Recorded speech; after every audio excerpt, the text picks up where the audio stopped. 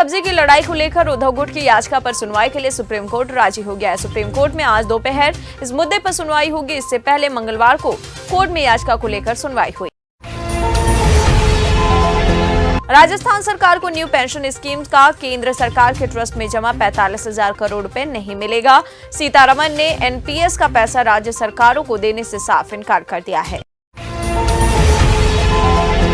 उपेंद्र कुशवाहा के जदयू छोड़ने के बाद बिहार राजनीति में अचानक हलचल बढ़ गई है। उपेंद्र कुशवाहा ने अपनी नई पार्टी राष्ट्रीय लोक जनता दल का ऐलान कर दिया है।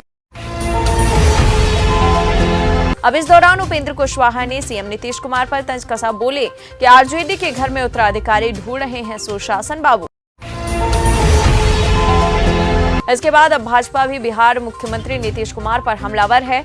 सुशील मोदी ने नीतीश कुमार को कमजोर नेता करार दिया और कहा कि नीतीश कुमार की उल्टी गिनती शुरू हो गई है। योग गुरु बाबा रामदेव ने कहा कि उनका वक्त रतन टाटा, मुकेश अंबानी, गौतम अडानी जैसे अरबपति कारोबारियों से ज्यादा कीमती है। रामदेव ने आगे कहा कि कॉरपोरेट अपने 99% वक्त का इस्तेमाल खुद के लिए करता है, जबकि एक संत का वक्त सभी की भलाई के लिए होता है। झारखंड के गोड्डा में बने अडानी थर्मल पावर प्लांट की पूरी दुनिया में आलोचना हो रही है। पूछा जा रहा है कि क्या किसी बिजनेस ग्रुप के फायदे के लिए कोयले से बिजली बनाने वाला नया प्लांट लगाना जरूरी है, और वो भी तब जब थर्मल प्लांट से बनी बिजली बांग्लादेश को बेची जानी हो। आपको बता दें, भारत सरकार और बांग्लादेश के बीच हुए समझौते के तहत यह पावर प्लांट बनाया गया है। इस पावर प्लांट के निर्माण पर कुल 15,000 करोड़ रुपए की लागत आई। इससे बांग्लादेश को बिजली पहुंचाई जा रही है।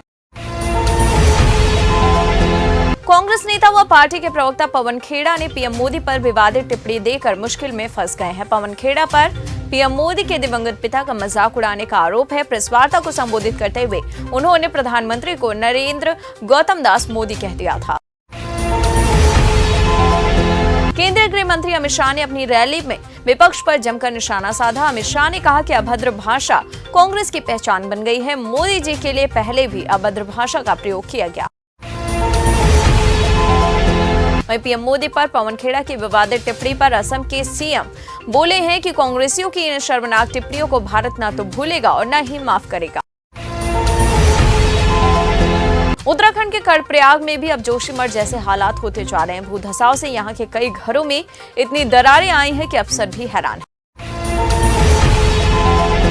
कर्नाटका में चुनाव से पहले राजनीतिक सरगर्मी बढ़ गई है। बेंगलुरु में कर्नाटका के मुख्यमंत्री बसवराज बोम्मई ने 27 फरवरी को पीएम मोदी की बेलगावी यात्रा से पहले ही बेलगावी जिले के विधायकों और नेताओं के साथ बैठक की।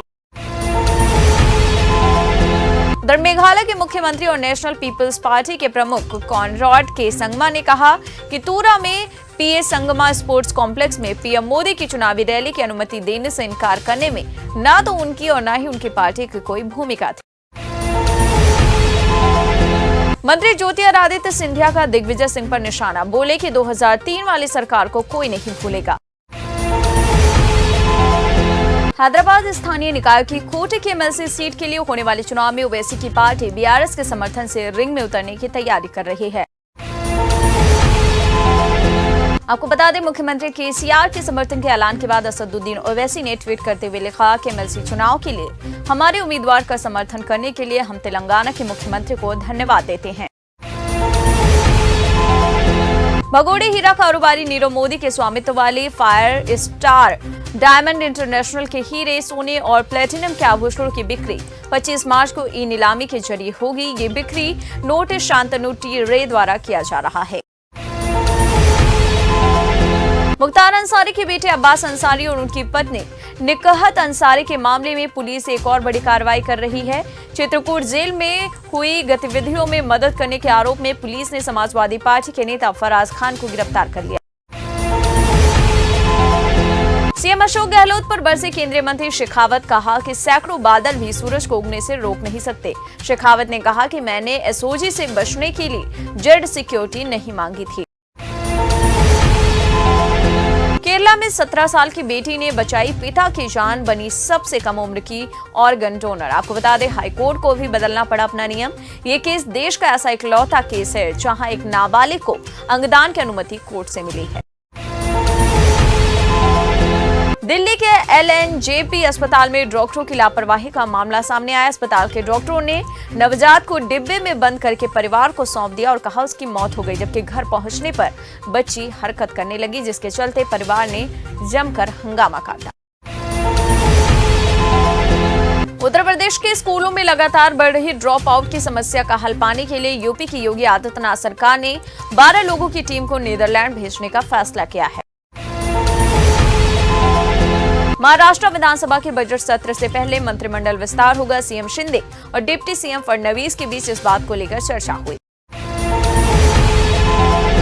बजट सत्र के दौरान राज्यसभा में हंगामा, नारेबाजी करने के आरोप में विपक्षी दलों के 12 सांसद बुरे फंसे। इनमें कांग्रेस के 9 और आम आदमी पार्टी के 3 सांसद शामिल हैं। नर्मदापुरम की इटारसी में हिंदू महासभा के कार्यक्रम में एक बार फिर नाथूराम गोडसे जिंदाबाद के नारे लगाए गए। इस दौरान राष्ट्रीय महासचिव देवेंद्र पांडे ने कहा कि सच को लोगों को छिपाया गया है। एक लाइन में किसी को हत्यारा कह देने से कोई हत्यारा नहीं हो जाता। यूपी सरकार गैंगस्टर को हल्के में नहीं ले रही। अब उत्तर प्रदेश सरकार ने मुख्तार अंसारी, अब्बास अंसारी, सुभाष ठाकुर जैसे 10 बड़े अपराधियों की लिस्ट बनाई है और उन पर 24 घंटे जेल में कड़ी निगरानी रखी जा रही है। उधर एनआईए ने पंजाब, हरियाणा, राजस्थान, दिल्ली, चंडीगढ़, पंजाब, गुजरात और मध्य प्रदेश में एक साथ 70 लोकेशन पर रेड मारी। ये रेड गैंगस्टर और तमाम राज्यों में फैले उनके सिंडिकेट को लेकर की जा रही है।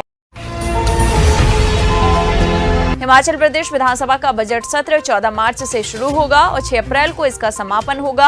राज्यपाल शिव प्रताप शुक्ला ने 14 मार्च से विधानसभा का बजट सत्र बुलाने की अनुमति दे दी है।